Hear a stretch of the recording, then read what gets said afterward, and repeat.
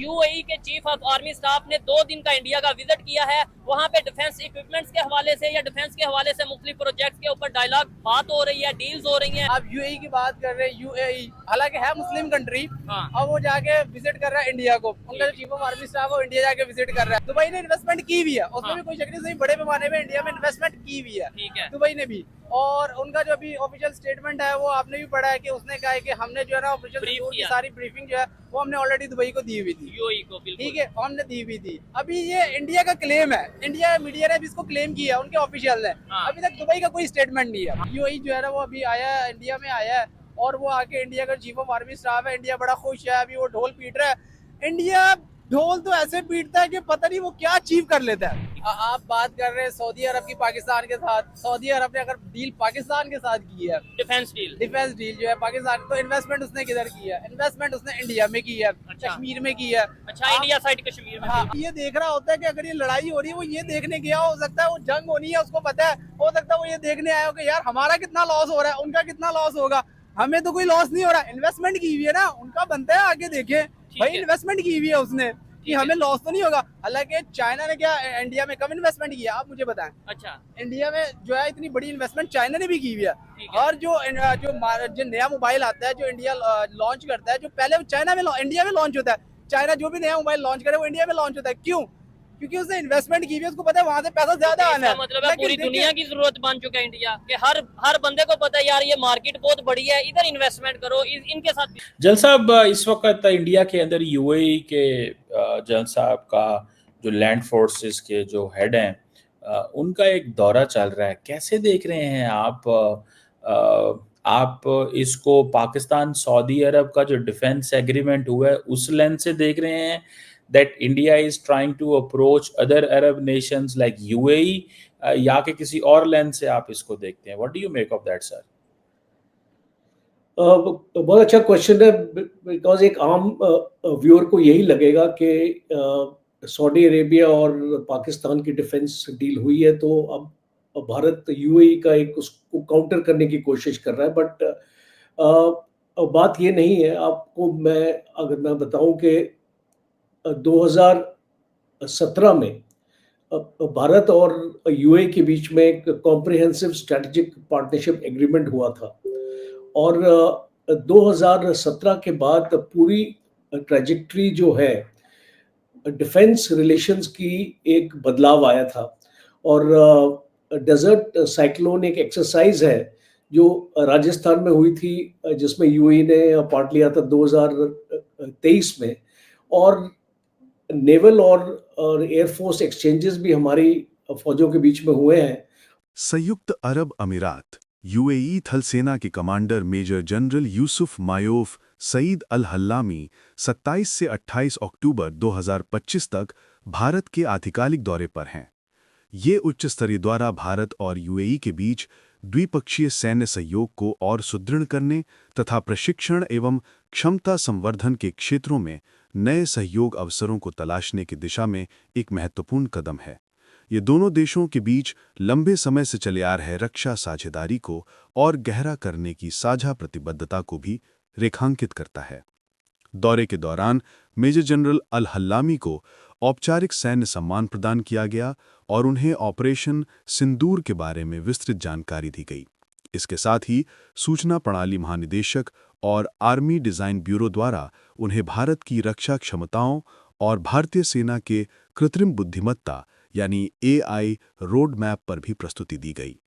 Major general Yousuf Mayouf Saeed Al हल्लामी का यह दौरा भारत और यूएई के बीच रक्षा सहयोग में एक महत्वपूर्ण मील का पत्थर साबित होगा। यह न केवल दोनों देशों के बीच मजबूत रक्षा संबंधों को और दृढ़ करेगा, बल्कि सैन्य सहयोग और क्षेत्रीय सुरक्षा के क्षेत्र में एक भविष्य तैयार साझेदारी की दिशा में मार्ग प्रशस्त करेगा। अभी से कुछ हफ्तों पहले हमने ये खबर सुनी थी कि पाकिस्तान और सऊदीया की डिफेंस डील हो चुकी है, यानी कि पाकिस्तान पे हमला सऊदीया पे हमला समझा जाएगा और सऊदीया पे हमला पाकिस्तान पे हमला समझा जाएगा। उसके बाद पाकिस्तान में ये कहा जा रहा था, हमारा मीडिया ये कह रहा था कि सऊदीया के बाद अब यूएई और दुनिया के दूसरे इस्लामिक कंट्रीज भी पाकिस्तान के साथ ये डिफेंस डील करेंगे, यानी पाकिस्तान की वैल्यू बहुत बढ़ने वाली है। लेकिन आज की खबर ये है कि यूएई के चीफ ऑफ आर्मी स्टाफ ने 2 दिन का इंडिया का विजिट किया है। वहां पे डिफेंस इक्विपमेंट्स के हवाले से या डिफेंस के हवाले से मुख्तलिफ प्रोजेक्ट्स के ऊपर डायलॉग बात हो रही है, डील्स हो रही हैं। और साथ ही साथ एक हैरान करने वाली खबर ये है, जो ऑपरेशन संदूर हुआ था उसके बारे में इंडियन ऑफिशियल्स की ये स्टेटमेंट सामने आई है, जो मैं साथ अटैच भी करूंगा। इंडियन ऑफिशियल्स का कहना है कि ऑपरेशन संदूर के बारे में हमने यूएई को बाकायदा तौर पे ब्रीफ भी किया था, यानी तासुर ये दिया जा रहा है कि शायद यूएई ऑपरेशन संदूर में इंडिया के साथ था और पाकिस्तान के अगेंस्ट था। इसी पर पाकिस्तानी पब्लिक से बात करेंगे कि जो मुस्लिम उम्मा का कंसेप्ट है कि पूरी दुनिया के मुसलमान एक हैं, ये है वो है, वो कंसेप्ट हमें कहाँ पे नजर आ रहा है। और पाकिस्तान इंडिया की अगर बात करें, कितने इस्लामिक कंट्रीज पाकिस्तान के साथ खड़े हैं, कितने इस्लामिक कंट्रीज इंडिया के साथ खड़े हैं, इन सब चीजों पे पाकिस्तानी पब्लिक की ओपिनियन लेंगे। और आपने सुनी है, जरा एनर्जी से जरा बताएं क्या इसके ऊपर आपकी राय है कि पाकिस्तान के सऊदीया के साथ डील हो गई, यूएई के chief of army staff India पहुंच गए हैं। यूएई का जो चीफ ऑफ आर्मी स्टाफ है इंडिया पहुंच गया। आप बात कर रहे थे उम्मत मुसलमा की। उम्मत मुसलमा कौन सी उम्मत मुसलमा? पहली बात तो इस पे है ना, हर कोई अपना अपना मफाद देख रहा है, इसमें तो कोई ठीक है। आप बात कर रहे हैं सऊदी अरब की पाकिस्तान के साथ। सऊदी अरब ने अगर डील पाकिस्तान के साथ की है, डिफेंस डील जो है पाकिस्तान, तो इन्वेस्टमेंट उसने किधर की है? इन्वेस्टमेंट उसने इंडिया में की है, कश्मीर में की है। अच्छा, इंडिया साइड कश्मीर में। हाँ, आप यूएई की बात कर रहे हैं। यूएई हालांकि है मुस्लिम कंट्री, और वो जाके विजिट कर रहा है इंडिया को। उनका जो चीफ ऑफ आर्मी स्टाफ है वो इंडिया जाके विजिट कर रहा है। हाँ, अगर कोई ऑफिशियल होता है, मतलब बिजनेस के हवाले से उनके कोई अगर डील होती है तो एक अलग बात है, ठीक है, वो एक अलग बात है। वो जाके अगर डील करता है तो चलो कोई बात नहीं, कारोबारी है वो। तो खैर दुबई ने इन्वेस्टमेंट की भी है, उसमें भी कोई शक नहीं। बड़े पैमाने में इंडिया में इन्वेस्टमेंट की भी है, ठीक है, दुबई ने भी। और उनका जो अभी ऑफिशियल स्टेटमेंट है वो आपने भी पढ़ा है कि उसने कहा है कि हमने जो है ना ऑफिशियल की सारी ब्रीफिंग जो है वो हमने ऑलरेडी दुबई को दी हुई थी, यूएई को, ठीक है, हमने दी हुई थी। अभी ये इंडिया का क्लेम है, इंडिया मीडिया ने भी इसको क्लेम किया, उनके ऑफिशियल ने। अभी तक दुबई का कोई स्टेटमेंट नहीं है। हाँ, तो फिर बात तो ये ना कि यूएई अपना क्लियर स्टांस रखे कि भाई हम पाकिस्तान के साथ हैं या इंडिया के साथ। देखिए, अभी इंडिया ने बयान दिया, इंडिया के ऑफिशियल ने अभी बयान दिया, स्टेटमेंट जो उनका है। अभी हमें वेट करना चाहिए कि दुबई का क्या आ रहा है, ठीक है, दुबई क्या कहता है, ठीक है। इंडिया ने अभी जो है ना अपना वो कर दिया। मेरा ख्याल है अभी दुबई जो है अभी अपना दौरा मुकम्मल करेगा। उनका जो चीफ ऑफ आर्मी स्टाफ है वो दौरा मुकम्मल सऊदीया करके फिर हो सकता है कोई ऑफिशियल स्टेटमेंट वो है ना अनाउंस करे, ठीक है। भारत और यूएई के बीच में बहुत पहले से ही डिफेंस के रिलेशंस मौजूद हैं और काफ़ी इंटरेक्शंस भी होते हैं फोर्सेस के बीच में। दूसरा इम्पॉर्टेंट है कि क्यों इस टाइप की अलाइनमेंट्स हमको देखने को मिल रही है। अब सऊदी अरेबिया ने भी पाकिस्तान के साथ अलाइन किया है। क्या सऊदी अरेबिया को अपने आप को बचाने के लिए या अपनी डिफेंस के लिए उनको ऐसा लग रहा है कि यूनाइटेड स्टेट्स उनकी रक्षा नहीं कर पाएगा?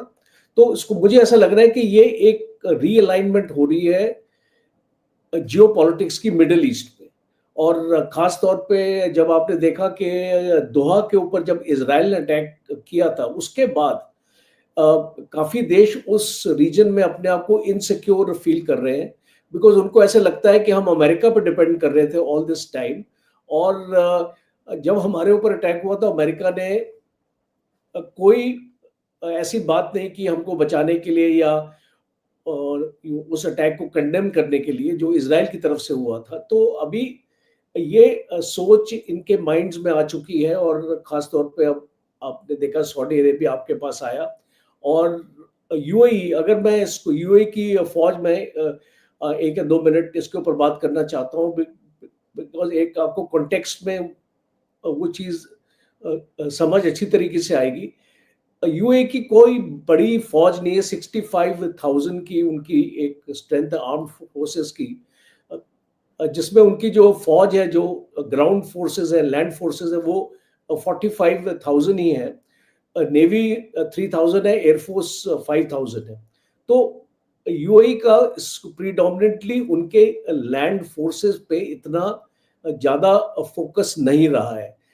ज़्यादातर वो अपनी मैरिटाइम ताकत को और एयरफोर्स ताकत को बढ़ाना चाहते थे, बिकॉज बेसिकली ये इसको गिरे हुए हैं। आपका इंडियन ओशन हो गया, आगे जाके अगर आपका स्ट्रेट ऑफ हॉर्मुज हो गया और आपका रेड सी हो गया, जब इस तरीके की जो इसको वहाँ पे उनको एक टेरेन है उस टाइप की के जहाँ पे ओशन से एक्चुअली घिरे हुए हैं, तो वो अपनी मैरीटाइम ताकत को ज़्यादा बढ़ाना चाहते हैं, टेक्नोलॉजी को लेके आना चाहते हैं। और ख़ास तौर पे मैं इसको यहाँ पे ज़िक्र करूँगा, ये 3 वर्ड्स यूएई की फ़ौज को समराइज़ करते हैं: क्वालिटी, टेक्नोलॉजी और रेडीनेस। एक बयान में कहा गया है कि यूएई थल सेना के कमांडर 27 से 28 अक्टूबर तक भारत की यात्रा पर हैं, जिसका उद्देश्य द्विपक्षीय सैन्य सहयोग को बढ़ाना और विशेष रूप से प्रशिक्षण एवं क्षमता संवर्धन के क्षेत्रों में सहयोग के नए अवसरों को तलाशना है।